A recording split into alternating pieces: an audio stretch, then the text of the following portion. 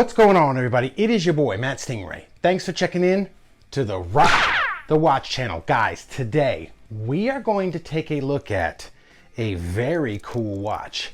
This is the Glycine Combat Sub 39 with a dark green dial. Very cool. But before we do that, quick wristwatch check. What am I rocking today? Today I am rocking my Citizen Skyhawk AT, another super cool watch, man. So let's get this bad boy over to the table and take a look at the Glycine Combat Sub 39. And let's rock this watch.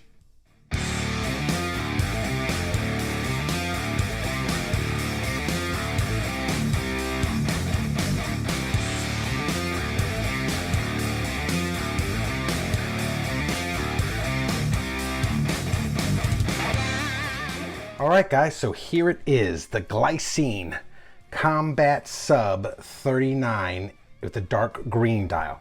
This is a new release for Glycine, this size of Combat Sub. Previously, they only came in the 42 millimeter size, so this is a brand new release for them. They also released this in a 36 millimeter size. So let's take a look at this very cool watch, and then we will get into the specs and features. So this watch boasts a 39 millimeter case diameter.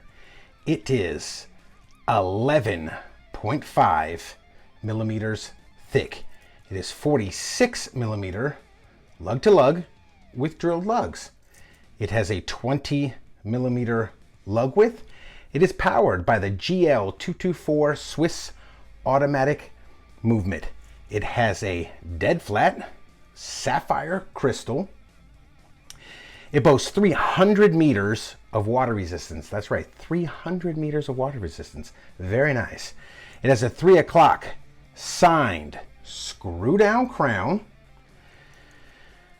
20 millimeter bracelet, tapering down to 18 millimeters to a milled clasp. This part is pressed, the part signed Glycine, this part milled clasp, okay? The bracelet has solid links, solid end links, and it is held together with split pins. It also has 3 positions of micro adjust on the clasp.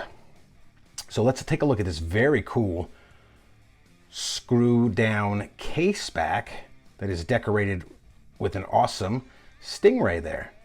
It's pretty cool, man.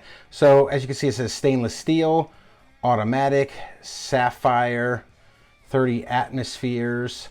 The number of the watch is probably a serial number, Glycine GL0405, which is the reference number on this watch. And it also says dive with excellence,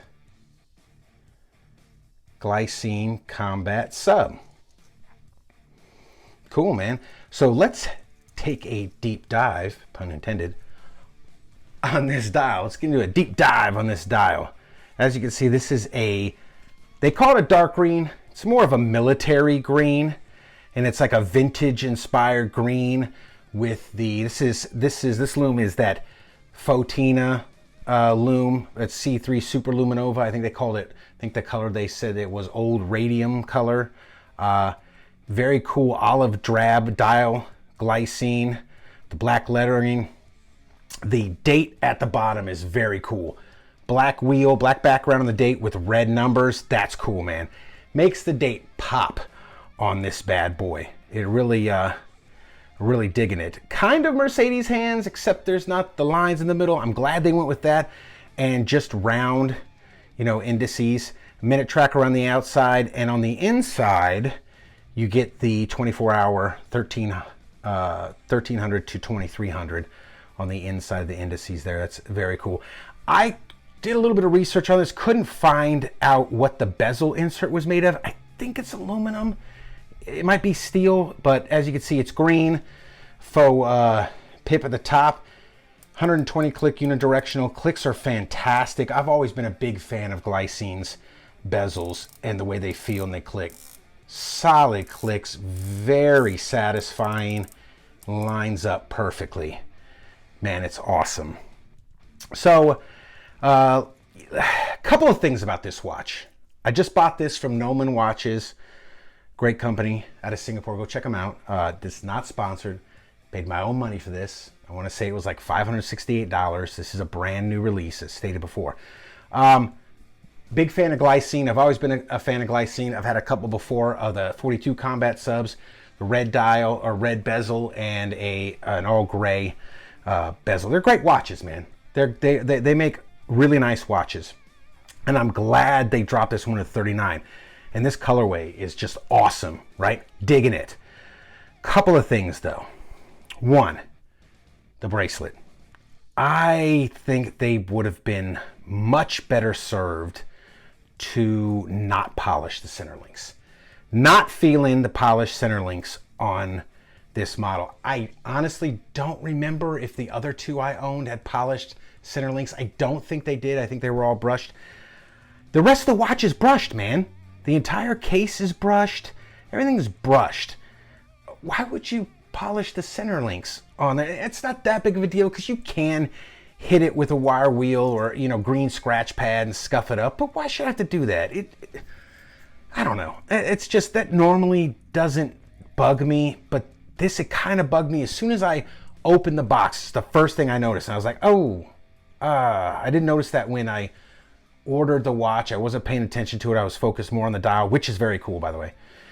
If I hadn't said that before, which I know I did. But so that kind of thing. And then the bracelet is kind of, I don't know, kind of jangly with the split pins. I'm not worried about them falling out, but it's kind of,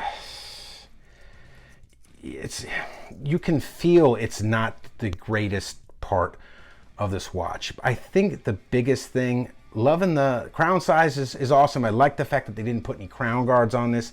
Digging that. Bezel action is fantastic. The color green, the green colors, that military vintage, sort of an olive drab or an OD green, more of an OD green is cool.